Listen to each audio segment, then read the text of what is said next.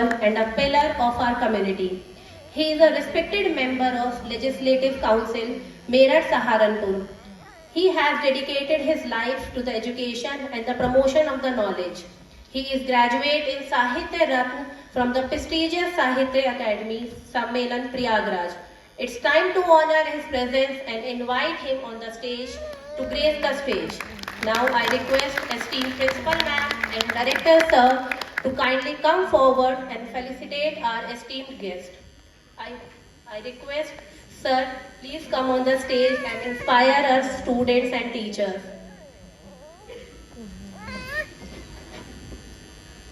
धन्यवाद संचालिका महोदय। स्टूडेंट होगा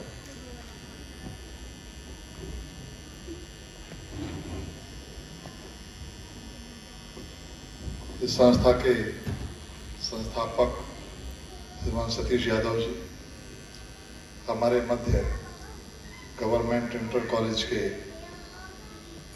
प्रिंसिपल श्रीमान जय सिंह यादव जी, हमारे कोऑपरेटिव बैंक के डायरेक्टर रहे हमारे मित्र श्री सीताराम शर्मा जी, संस्थान की प्रधानाचार्य बहन पूनम जी, श्री गुलशन धामरी जी जो हमारे आज के विशिष्ट अतिथि हैं,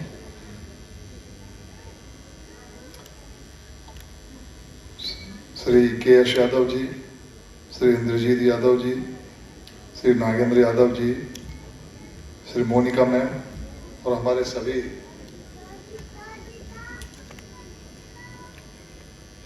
शिक्षकगण, अभिभावकगण और प्यारे बच्चों,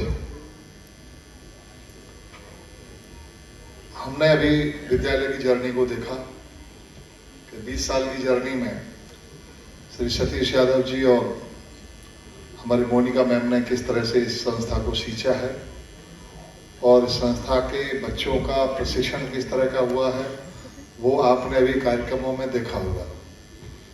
ये वार्षिकोत्सव होता है या हम कोई उत्सव करते हैं तो उस समय जो हमारे बच्चे अभिव्यक्तियां देते हैं उनसे पता लगता है कि बच्चों का प्रशिक्षण कैसा है, शिक्षकों की सोच कैसी है, किस दिशा में संस्थान जा रहा है। जो कार्यक्रम आपने देखे होंगे उनमें आपको संस्कृति की भी झलक मिलेगी और बच्चों को तात्कालिक ज्ञान और सांसारिक ज्ञान भी उनको मिले, विज्ञान के साथ उनका तारतम्य स्थापित हो, उस पर भी जोर दिया गया। तो ये आधुनिक और प्राच्य दोनों कल्चरों को मिलाकर हम बच्चों को आगे बढ़ाएं तो ठीक रहेगा। एक ही प्रकार से चलने से कठिनाई आती है। यदि बच्चे आधुनिक शिक्षा का ज्ञान प्राप्त ना कर सकें तो कहीं ना कहीं झिझकते हैं, दूसरे लोगों से मुकाबला करने में अपने आप को कम पाते हैं। लेकिन यदि हम केवल आधुनिकता की तरफ भागते रहे और प्राचीन जड़ों को खो दिया तो तब भी हम किसी मतलब के नहीं रहते। आज ऐसा हो गया है कि बच्चों से अब आप सब अभिभावक भी महसूस करते होंगे कि बच्चे यदि आपसे कहेंगे अब 75 को आपको बेटा 75 बोलना तो कहेगा 75 मायने क्या मैम जरा बताना, मामा 75 मायने क्या, तो वो 75 समझ में नहीं आएगा, 75 समझ में आएगा। तो यानी हम इंग्लिश की तरफ इतने भी आगे बढ़ गए कि अपनी मूल भाषा को भूल गए तो उसका अर्थ क्या रहा। बच्चा ये नहीं समझ पाया कि मदर माँ को कहते हैं तो क्या लाभ रहा, मदर और फादर किसको कहा जाता है ये तो पता होना चाहिए। तो यानी 11 किसको कह रहे हैं, 12 किसको कह रहे हैं, वो समझ में तो आना चाहिए। तो हिंदी और अपनी जो कल्चर है वो साथ साथ पढ़ाते हुए हम लोग आगे बढ़ेंगे तो अच्छा रहेगा। ये संस्थान अच्छी तरक्की कर रहा है और आगे प्रगति करे। 20 वर्ष में ये संस्थान यहाँ तक पहुँचा है।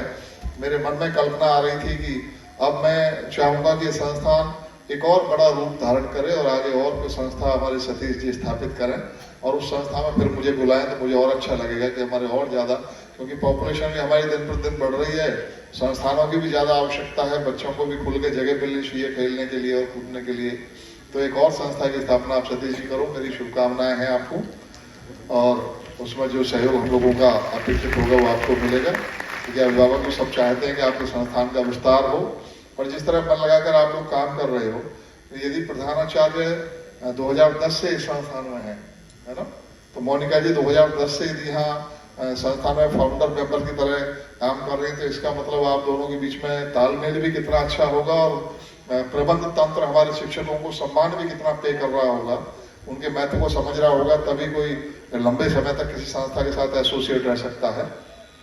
तो ये वास्तव में एक अच्छी दिशा है। और इतना मैं जरूर कहना चाहूँगा, जैसे आप जानते हैं कि मैं अक्सर ये बात पर जोर देता रहा हूँ, आधुनिक शिक्षा कल्चर ये तो बच्चों को प्राप्त हो, लेकिन उनकी मूल जड़ें वो न भूल जाए। आज हो ये रहा है कि हम बच्चों को दुनियावी ज्ञान की ओर तो बढ़ा रहे हैं, पर उसमें अपने मूल जड़ों को भूल जाने से दुष्परिणाम ये आ रहा है कि बच्चे को लग रहा है कि बाहर एजुकेशन अच्छी है, बाहर के लोग अच्छे हैं। मैं अक्सर ये कहता हूँ कि मुगलों ने जितना हमारा नुकसान किया, मुगलों से तो हमारी सीधी सीधी लड़ाई हुई, अंग्रेजों से भी सीधी लड़ाई हुई, लेकिन अंग्रेजों ने उससे ज्यादा हमारा नुकसान कर दिया जितना मुगल नहीं कर पाए। कि अंग्रेजों ने अपनी सोच, अपना पहनावा, अपना खान पान, अपना रहन सहन, अपनी संस्कृति हमारे दिमाग में इतनी बिठा दी कि हम अपनी भूल गए। और वास्तव में वो स्थिति हो गई जो कहानी हम और आप सबने सुनी होगी, एक शेर का बच्चा भेड़ के बच्चों के बीच में पलने लगे तो कुछ काल बाद वो उनकी तरह से अपना बिहेव करना लगता है और अपने मूल कल्चर को भूल जाता है। वही हमारे साथ हुआ है, हम लोग अपने ज्ञान परंपरा को भूल गए। मैं कल भी एक विद्यालय में गया था, तो वहां मैंने उनकी एग्जीबिशन देखी, तो उसमें उन्होंने वही सिद्धांत दिखाया था कि वे न्यूटन ने वो शेर को गिरते हुए देखकर महसूस किया कि पृथ्वी में कोई शक्ति है, गुरुत्वाकर्षण शक्ति है, तो उसी को उन्होंने दिखाया था। अब यही सिलेबस में है तो वही दिखाया जाता है। तो मैंने बताया कि अच्छा ये बताइए कि क्या न्यूटन से भी पहले ये नॉलेज रखने वाले कोई हमारे भारत के वैज्ञानिक या भारत के विद्वान थे जिन्होंने ये गुरुत्वाकर्षण शक्ति का सिद्धांत दिया था? अब चूंकि सिलेबस में नहीं है तो इसलिए उन्हें भी नहीं पता। तो मैंने बताया कि न्यूटन से भी हजारों साल पहले ये बात बताने वाले हमारे देश के भास्कराचार्य ऋषि थे, महर्षि कणाद थे। बहुत सारे हमारे ऋषियों को हम लोग वैज्ञानिकों को ऋषि कहते रहे हैं, जो रिजन करते थे, खोज करते थे, उनको हम ऋषि कहते रहे। अपने ऋषियों के ज्ञान को हम लोग थोड़ा भूल गए और दूसरों के हमें ज्ञान ज्ञात है, याद है, उनको उतना ही पता था, उन्होंने उतना ही बताया था और हमने भी उतना ही मान लिया कि यही सही कह रहे हैं। भास्कराचार्य ऋषि ने केवल पृथ्वी के बारे में नहीं बताया था, सारे ग्रह अपने अपने गुरुत्वाकर्षण के कारण अपनी कक्षा में स्थित हैं, इसलिए एक दूसरे से टकराते नहीं हैं, और उनकी गति कितनी है, स्पीड कितनी है, पंचांग कैसे बनेगा, वो सब खगोल शास्त्र का ज्ञान, खगोल विज्ञान का ज्ञान देने का काम भास्कराचार्य ने और बहुत सारे हमारे विद्वान थे जिन्होंने ग्रह लाघव और केतकी ग्रंथ लिखे, जिनके माध्यम से पंचांग बनते हैं। पंचांग माने पत्रा बनता है, जिसको हम लोग ज्योतिषी लोग जिसे यूज करते हैं, और हम आप सब लोग कैलेंडर में देखते हैं तिथियों और उन सबको। तो वो कैलकुलेशन देने वाले कि अभी हमें अमेरिका की ऑब्जर्वेटरी बताती है महीने 2 महीने पहले कि सूर्य ग्रहण कब पड़ेगा और कहाँ दिखाई देगा। लेकिन हमारे शास्त्रों में हमारे उन ज्योतिषीय मनीषियों ने इतनी खोज कर दी कि हजारों साल बाद भी, आज से 1000 साल बाद भी सूर्य ग्रहण कब होगा, चंद्र ग्रहण कब होगा, कहाँ दिखाई देगा, वो सब कैलकुलेशन आप उनके सिद्धांतों के अनुसार कर सकते हो। कितने अंश पर पृथ्वी रहेगी, कितने अंश पर सूर्य रहेगा, चंद्रमा क्या स्थिति होगी, वो सब कैलकुलेशन देने वाले। क्या उनका छोटा मोटा अध्ययन था? उनके अध्ययन का मैं क्या बखान करूं आपको। भास्कराचार्य ऋषि के बारे में कहानी आती है, आप हमारे उम्र के थोड़े कम लोग बचे हैं तो शायद आपने नहीं पढ़ी होगी वो पुस्तक। तो हमारे पूर्वज पुस्तक एक आया करती थी, उसमें एक कहानी थी भास्कराचार्य जी के बारे में। तो क्या था कि एक बार वो अध्ययन कर रहे थे, ग्रहों का अध्ययन कर रहे थे, कैलकुलेशन कर रहे थे, उनका दीपक बुझ गया, तो उनका अध्ययन रुक गया। तो उन्होंने देखा कोई महिला आई, उनके हाथ में, महिला का हाथ था जो दीपक जला रही थी, तो उस पर नजर पड़ी, तो उन्होंने ऊपर देखा, वह पूछने लगे कि हे देवी आप कौन हैं? बोले वो क्षमा कीजिएगा, आज मैं तेल डालना विलंब हो गया इसलिए आपका दीपक बुझ गया, मैं आपसे क्षमा चाहती हूँ। बोले ठीक है, लेकिन आप हैं कौन? बोले मैं आपकी पत्नी हूँ। बोले मेरी पत्नी, मेरा आपका विवाह कब हुआ था? बोले आज से 15 वर्ष पूर्व विवाह हुआ था हमारा आपका। बोले अच्छा, तो अरे मैं तो भूल ही गया, मैं अपने अध्ययन में लगा रहा, देख नहीं पाया, और देवी अब तो हमारी वो उम्र भी नहीं रही जिस उद्देश्य के लिए विवाह होता उस उद्देश्य की पूर्ति हो सके। लेकिन मैं आपके नाम को अमर करूंगा और आपके नाम से मैं अपनी गणितीय पुस्तक लिखूंगा, और पुस्तक का नाम रखा गया लीलावती, जिससे पंचांग बनते हैं, जो एक ज्योतिषीय ग्रंथ है। ऐसे ऐसे विद्वान, ऐसे ऐसे उद्धट विद्वान जिन्होंने अपने जीवन को पूरा खपा दिया था अध्ययन करने में हमारी आपकी भलाई के लिए, उनको हम लोग भूल गए, हमें उनके बारे में ज्ञान नहीं है। साथियों, मैं दावे से ये कहता हूँ कि कोई ऐसी एजुकेशन नहीं है, कोई ऐसा ज्ञान नहीं है, कोई ऐसी नॉलेज नहीं है जो भारत ने दुनिया से सीखी हो।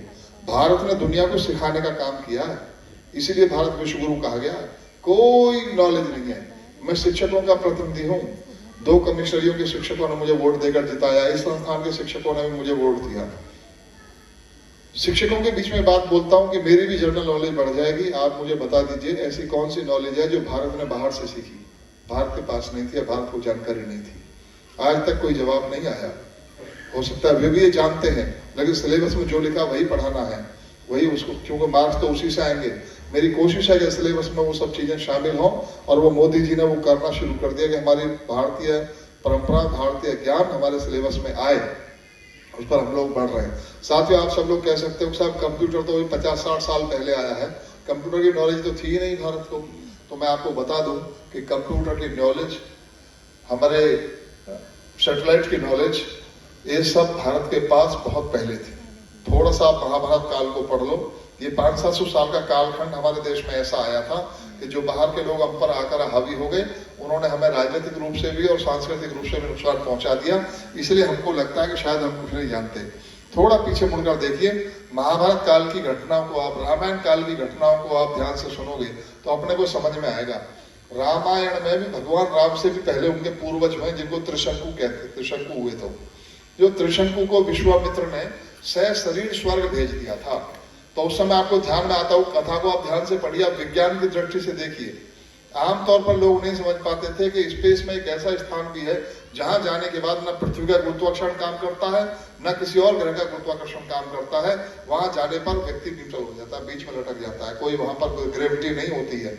वह ज्ञान विश्वामित्र को कब हो गया था? जब उन्होंने त्रिशंकु को भेजा। नीचे से तो भेज दिया अपने विमान के द्वारा, रॉकेट के द्वारा, लेकिन ऊपर किसी ग्रह का गुरुत्वाकर्षण नहीं था, त्रिशंकु बीच में लटक गए। ये कब की बात कर रहा हूं मैं? लाखों वर्ष पुरानी बात बता रहा हूं आपको।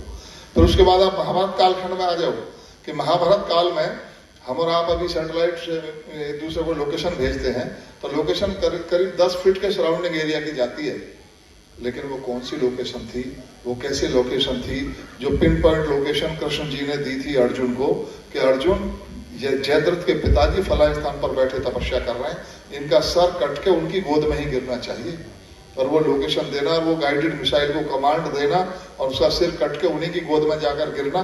किसी व्यक्ति की गोद 1-1.5 फीट से ज्यादा बड़ी नहीं होती, उसी की पीठ में गोद में जाके उनका सिर कट के गिरा। ये छोटी मोटी विज्ञान थी क्या? जिस समय जब बर्बरीक आता है और कृष्ण जी उनसे पूछते हैं बर्बरीक से कि तुम्हारे पास क्या ज्ञान है, तुम क्या जानते हो? तो बोले सारे पेड़ के पत्तों को छेद कर मेरा तीर वापस मेरे तरकश में आ जाएगा, मैं करके दिखा सकता। बोले करके दिखाओ। बल्कि उसने कहा कि मैं जिनको स्कैन कर लूंगा, स्कैन शब्द बोल रहा हूं ताकि आप समझ पाओ कि जो मैं जब कमांड दे दूंगा तो मेरा तीर उन सबको मार आएगा जिनको मैं स्कैन कर दूंगा। बोले करके दिखाओ। तो सामने वाले पेड़ को स्कैन किया और वो तीर ने सारे पत्ते छेद कर उस पत्ते पर भी आया जो कृष्ण जी ने उनकी नजर बचाकर अपने पैर के नीचे दबाया था, उसको छेद कर वापस तरकश में आ गया। आज हम लोग देखते हैं कि अपने राडार पर यदि दुश्मन का विमान दिख जाए तो हम अपनी गाइडेड मिसाइल को कमांड देते हैं, तो वो रडार के द्वारा गाइडेड होते हुए वो विमान का पीछा करते, ऊंचा जाए नीचा जाए उसे छोड़ती नहीं है। लेकिन अभी वापस नहीं आ पाती अपना लक्ष्य भेद कर, उनकी तो वापस भी आ जाती थी। और उससे आगे छोटी छोटी 1-2 कहानी और सुना के अपनी बात समाप्त करूंगा। आज भी विज्ञान वहां तक नहीं पहुंचा कि कृष्ण जी की जो माता जी थी देवकी, उनके गर्भ से निकालकर उनके बड़े भाई बलराम को रोहिणी के गर्भ में स्थापित करना और उनका स्वस्थ बच्चे का पैदा होना, और वो ऐसा बच्चा कि बल के मामले में उनका कोई मुकाबला नहीं था, ऐसे बलराम। तो आज भी ये रेचक विद्या में आज भी विज्ञान वहां तक नहीं पहुंचा कि किसी स्त्री के गर्भ में पलते हुए शिशु को स्वस्थ सफलतापूर्वक निकालकर दूसरी स्त्री के गर्भ में स्थापित करना और उसका प्रसव होना, आज भी विज्ञान नहीं पहुंचा। दूसरे, किसी स्त्री का गर्भ क्षीण हो जाए तो क्षीण गर्भ से पुनः स्वस्थ बच्चा तैयार करना, आज भी वहां तक टेक्नोलॉजी नहीं पहुंची। लेकिन उस समय गांधारी के नष्ट प्राय भ्रूण से व्यास जी ने 100 स्वस्थ बच्चे तैयार किए थे, उनमें से एक भी बीमारी से नहीं मरा, सारे लड़बिड़ के ही मरे। तो ये सब विज्ञान छोटा मोटा था क्या? और माइक्रोन में तीनों को कमांड देना, आपने ध्यान में होगा कि जिस समय अर्जुन और अर्जुन आदि को सिखाते थे द्रोणाचार्य जी, तो वो जो एकलव्य था, एकलव्य ने देख देख कर उनको सीख लिया और उसने कुत्ते का मुंह ऐसे बंद किया कि तीरों से वो तीर उसके गाल में नहीं लगे, दांत के बीच में जाके लगे। तो इतनी कैलकुलेशन, इतना सब गाइडेड मिसाइल को कमांड देना, ये टेक्नोलॉजी भारत के पास थी और ये भारत ने दुनिया को देने का काम किया, सिखाने का काम किया है। चरमोत्कर्ष पे हमारा विज्ञान रहा है। जिस क्षेत्र में हम और आप बैठे हैं, ये वही क्षेत्र है जहाँ हस्तिनापुर राज्य हुआ करता था, जहाँ हस्तिनापुर के राज्य क्षेत्र में ये विज्ञान डेवलप हुआ। तो मैं कहना ही चाह रहा हूँ कि हम अपने बच्चों को पुरा ज्ञान से भी अवगत कराएं। हम जब ये बताएं कि न्यूटन ने गुरुत्वाकर्षण शक्ति के बारे में बताया, तो ये भी बताएं कि पाइथागोरस उसने भी बताया, भास्कराचार्य ने भी बताया है। जब हम प्रमेय के बारे में पाइथागोरस की प्रमेय पढ़ाएं, तो ये भी बताएं कि बोधायन ऋषि ने इससे भी पहले गणितीय सूत्र दिए थे। जब हम विद्युत के बारे में बताएं कि विद्युत का उत्पादन एडिशन ने किया, तो ये भी बताएं कि उससे भी पहले अगस्त ऋषि ने पूरा अगस्त संहिता में विद्युत का उत्पादन भी और स्टोरेज भी, वो सब उसकी नॉलेज दी हुई है, वो भी बताएं। जब हम ये बताएं कि विमान बनाने का ज्ञान राइट ब्रदर्स ने, अमेरिका के 2 राइट ब्रदर्स थे, उन्होंने विमान बनाया, तो हम ये भी बताएं कि उनसे भी हजारों साल पहले 300 प्रकार के विमान बनाने के बारे में जानकारी देने वाले भारद्वाज ऋषि के बारे में बताएं, जिनका प्रयाग में आश्रम है, जिन्होंने 300 प्रकार के विमान बनाने का ज्ञान दिया था, और जिसको पढ़कर आदरणीय शिवकर तलपड़े जी महाराष्ट्र के, जिन्होंने 1896 में विमान बनाकर उड़ाकर दिखा दिया था, तो उनके बारे में भी बताएं। मैं कहता हूं कोई ऐसा विज्ञान नहीं है, कोई ज्ञान नहीं, कोई रसायन नहीं है ऐसा जिसके बारे में भारत के लोगों को जानकारी नहीं थी। तो भारतीय ज्ञान परंपरा के बारे में अगली पीढ़ी को जरूर बताइए, अन्यथा ये होगा कि जो हमारे बच्चे अभी दुनिया में पलायन कर रहे हैं, पढ़ने के लिए बाहर जाते हैं, 2 लाख करोड़ रुपए से ज्यादा पैसा हमारे देश से फीस के रूप में बाहर चला जाता है। हमारे देश में पोटेंशियल है, हमारे बच्चों में वो आज भी इतना पोटेंशियल है कि वो सब कर सकते हैं जो हम कराना चाह रहे हैं। हमारे शिक्षकों में, हमारे विद्यालयों में वो पोटेंशियल है, वो ज्ञान है। केवल प्रोटेक्शन की आवश्यकता थी, मोदी जी ने प्रोटेक्शन दिया, तो हमारे देश के पढ़े हुए बच्चों ने, हमारे देश के विद्यालयों में पढ़े हुए बच्चों ने वो करके दिखा दिया जो दुनिया आज भी नहीं कर पा रही। दुनिया को यदि हमसे ज्यादा टेक्नोलॉजी की जानकारी है, तो अभी भी एक ही रॉकेट इंजन से 103 सैटेलाइट सफलतापूर्वक उनकी कक्षा में प्रक्षेपित करने का काम जो हमारे देश के वैज्ञानिकों ने कर दिया मोदी जी के संरक्षण में, वो कोई दुनिया का कोई और देश क्यों नहीं कर पाया अभी तक। चंद्रमा के दक्षिणी ध्रुव पर चंद्रयान 3 को पहुंचाने का काम जो मेरे देश के वैज्ञानिकों ने कर दिया, कोई दुनिया का कोई देश क्यों नहीं कर पाया आज तक। दुनिया के बड़े बड़े कीर्तिमान भारत ने आज स्थापित किए हैं। केवल प्रोटेक्शन देने की जरूरत थी, ईमानदार लीडरशिप आई तो मेरे देश के बच्चों ने वो सब कर दिखाया। आज दुनिया की सबसे ऊंची टनल भारत में है, आज दुनिया के सबसे बड़ा ऊंचा लंबा मोटरेबल पुल भारत में है, रेलवे का सबसे ऊंचा पुल भारत में है, दुनिया की सबसे बड़ा स्टैचू आज भारत में है। बड़े बड़े काम आज भारत कर रहा है, केवल ईमानदार लीडरशिप चाहिए थी, वो आप लोगों ने दी तो वो सब करके दिखा दिया। आप सब लोग अपना आशीर्वाद बनाए रखिए।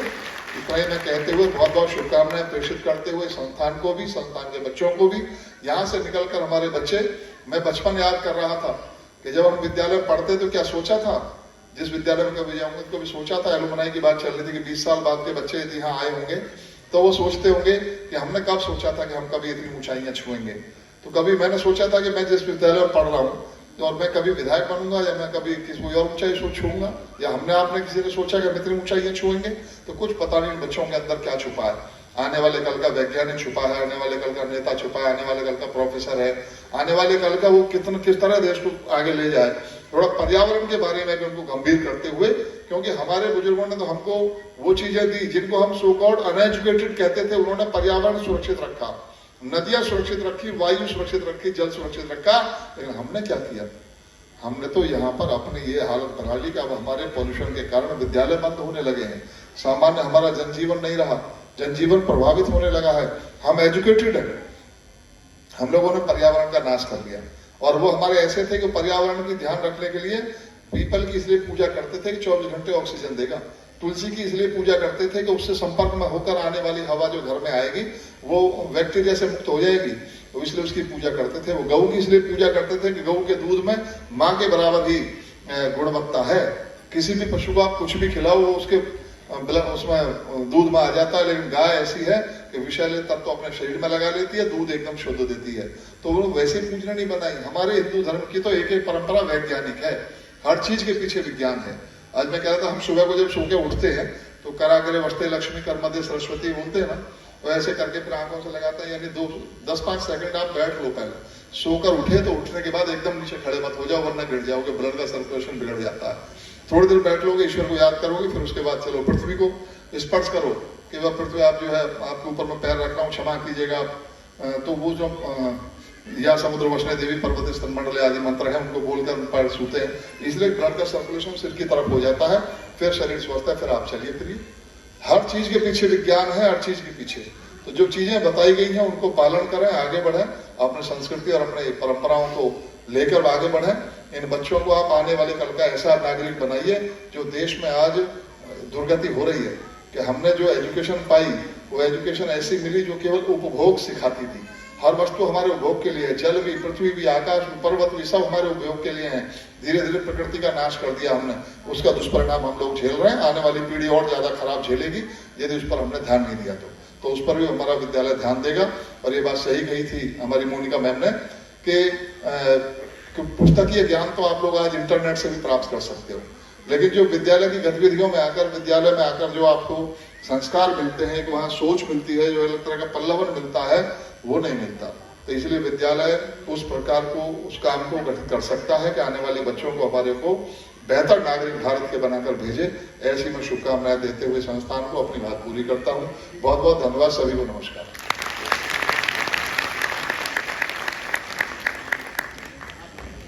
Thank you so much, sir, for your inspiring words. Your insights have truly added a special touch to our event. Now I request our esteemed principal ma'am and Monica Sharma and director sir, Mr. Satish Yadav, to kindly come forward and felicitate our esteemed guest. Give a big round of applause for our chief guest, Mr. Sri Chand Sharma ji.